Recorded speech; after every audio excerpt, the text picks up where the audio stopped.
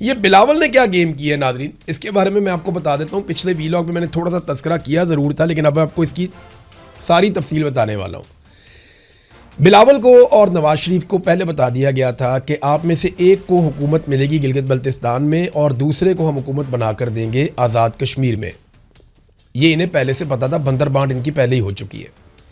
जिस तरह 2024 के इलेक्शन से 15 दिन पहले ये फैसले हो चुके थे, मौलाना फजलुर रहमान साहब ने ये बताया भी, और मौलाना फजलुर रहमान साहब ने ये बात जावेद हाशमी को भी बताई थी कि 2024 में जो इलेक्शन हुआ था फरवरी में, उससे पहले सीटें बांट दी गई थी। फैसले हो गए थे कि पीपल्स पार्टी को क्या मिलेगा और PMLN को क्या मिलेगा। इसी तरह इन दोनों इलेक्शनों से पहले भी ये फैसला हो गया था कि गिलगित बल्तिस्तान में पीपल्स पार्टी को दिया जाएगा और कश्मीर में नवाज शरीफ को दिया जाएगा। लेकिन आपने नूरा कुश्ती भरपूर अंदाज में करनी है।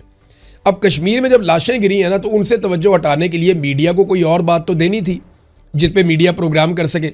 तो फौरी तौर पे बिलावल जरदारी को लॉन्च किया गया और बिलावल जरदारी ने PMLN के ऊपर अटैक कर दिया और बिला वजह का अटैक कर दिया। जनाब कि रियासत ने ये कर दिया, रियासत की डेफिनेशन का भी नहीं पता इसको। अब टीवी चैनल के अंदर गोंगलों में मट्टी झाड़ रहे आगे, जी मैंने एस्टेब्लिशमेंट को नहीं कहा था, मैं तो रियासत पाकिस्तान की बात कर रहा था।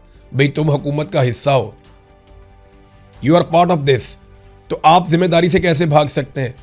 दूसरा जो रियासत आज़ाद कश्मीर है उसमें तो हुकूमत ही तुम्हारी है, वहाँ तो सारा किया धरा ही तुम्हारा है। तुम्ही ने कलदम किया उन्हें, तुम्ही ने उन पर पाबंदियाँ लगाई, तुम्ही ने उनके सरों के ऊपर इनाम रखे, तुम्ही ने सिक्योरिटी फोर्सेस को बाकायदा बुलवाया, वहाँ से लेटर्स लिख लिख के जनाब और सिक्योरिटी फोर्सेस चाहिए और भिजवाएं। ये सारा कुछ तुम्ही ने किया ना। अब तुम दूसरों के खातों में नहीं डाल सकते, लोगों को बेवकूफ़ नहीं बना सकते।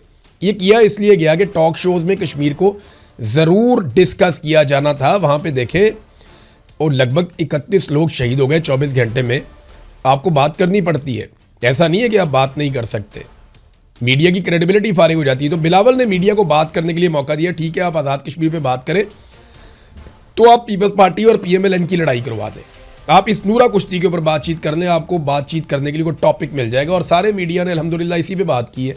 कोई मीडिया लाशों के गिरने की बात नहीं कर रहा, कोई मीडिया नहीं बता रहा किस तरीके से कत्लेआम हुआ, बल्कि वज़रा इसको जस्टिफाई कर रहे हैं। तो बिलावल को इसीलिए लॉन्च किया गया था।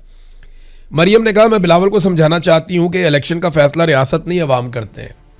अवाम का फैसला माना था तुम लोगों ने, 17 सीटों से इक़्तिदार में आकर बैठ गए फॉर्म 47 लेकर। अवाम के दिए हुए फॉर्म 45 पे तो आप सारे पूरा टब्बर ही हार गया था। और अब आप लोग जो है वो इकट्ठे होकर आकर बैठ गए और आप लोगों ने कहा जी ठीक है फॉर्म 47 ही कबूल है। तो फॉर्म 47 में तो अवाम का कुछ लेना देना नहीं था। अवाम ने तो पाकिस्तान तहरीक इंसाफ को जिताया था। और वो शर्जील इनाम मेमन ने भी ये बात की है, सिंध से बैठ कर, वो सिंध के वज़ीर हैं, वो भी ये कहते हैं कि पंजाब में इनको बदतरीन शिकस्त हुई है, लेकिन जिस तरह इनको इक़्तिदार में बैठाया गया है वो तो अब सारी दुनिया ही जानती है। नाज़रीन, सेनेटर मुश्ताक ये जाना चाह रहे थे आज़ाद कश्मीर, लेकिन तादाद बहुत ज़्यादा नहीं थी लोगों की इनके साथ, तो पुलिस की एक नफरी ने इनको रोक लिया। वहाँ पे धक्का मुश्ती हुई थोड़ी सी, उसके बाद ये लोग वहाँ बैठे, इन्होंने धरना देकर एहतजाज किया और फिर जब वापस आ रहे थे तो सेनेटर मुश्ताक को वहाँ से गायब कर दिया गया। अचानक से रश लगाया गया, वहाँ पे गाड़ियाँ आ जाती हैं, बंदे आ जाते हैं, को पुलिस वाले इनकी गाड़ी पे कब्जा करते हैं और इनको लेकर निकल जाते हैं। उसके बाद से जब मैं ये वीलॉग रिकॉर्ड कर रहा हूँ तो अब तक तो सेनेटर मुश्ताक साहब का कुछ पता नहीं है। हो सकता है आने वाले चंद घंटों में आइडिया हो जाए कि उन्हें गिरफ्तार किया गया है या गायब कर दिया गया है, तो ये सूरत हाल क्लियर हो जाएगी। याद रहे सेनेटर मुश्ताक को जो है वो इसराइल ने भी पकड़ लिया था 2 मरतबा। ये गए थे एहतजाज करने के लिए फ्रीडम फ्लोटेला के मिशन के साथ, लेकिन वहाँ पर इन्हें गिरफ्तार कर लिया गया था। नाज़रीन, बलूचिस्तान की सूरत हाल मैं आपको बार बार बताता रहता हूँ, अभी फिर सिचुएशन आप देख लीजिए कि 11 अफराद को मज़ीद खुजदार से अगवा कर लिया गया है बलूचिस्तान में, और बारखान में पुलिस के एक DSP को शहीद कर दिया गया है, जबकि उनके साथ कई और साथियों को ज़ख्मी कर दिया गया है। तो बलूचिस्तान के हालात बिल्कुल भी सरकार के कंट्रोल में नहीं आ रहे, जबकि जो चीज़ें कंट्रोल होनी चाहिए वो भी ये कंट्रोल नहीं करना चाहते। यानी पेट्रोलियम मसनूआत की कीमतें आलमी मंडी में 17 से 18% तक कम हो गई हैं। 17 से 18% तक कम होने का मतलब है कि पाकिस्तान की सरकार अगर लेवी वगैरह को कम ना भी करे, टैक्सेस वगैरह को कम ना भी करे, तो फिर भी इस वक्त 60 से 70 रुपए का रिलीफ आवाम को दिया जा सकता है। लेकिन जब कीमत बढ़ानी होती है तो रोज़ाना की बुनियाद पे 10 रुपये, 20 रुपये, 30 रुपये बढ़ा देते हैं। लेकिन जब कम होनी होती है तो कोशिश करते हैं कि आखिरी दम तक कम ना की जाए, जितना ज़्यादा लोगों की जेबों से पैसा निचोड़ा जा सके वो पैसा निचोड़ा जाए। लिहाजा इसीलिए अभी तक पेट्रोलियम मसनूआत की कीमतें कम नहीं की जा रही, बल्कि थोड़ी थोड़ी करके लगातार बढ़ाई जा रही हैं। मुराद सईद ने एक वार्निंग जारी की है। वार्निंग मैं आपको पढ़ के सुना देता हूं। उन्होंने कहा जी, इमरान खान की हुकूमत गिराकर 3 साल इमरान खान को बदतरीन कैद में डालकर पाकिस्तान के चप्पे चप्पे में जो आग लगा दी गई है, कोयटा से कश्मीर तक, इस्लामाबाद से मुरीद के तक, जैसे अपने लोगों पर इन्हीं की हिफाजत के लिए मुहैया की गई बंदूकों से, उन्हीं के पैसों से खरीदी गई गोलियों से, उन्हीं का खून बहाकर उन्हीं के देश को लहूलुहान किया जा रहा है। जैसे खैबर पख्तूनख्वा से बलूचिस्तान तक को अपने मकासद के हुसूल के लिए आग के दहाने पर पहुंचा दिया गया है। यह सिर्फ और सिर्फ इस बात की तस्दीक करता है कि रजीम चेंज की साजिश सिर्फ इमरान खान को हटाने की साजिश नहीं थी, यह मुल्क तोड़ने का सौदा था।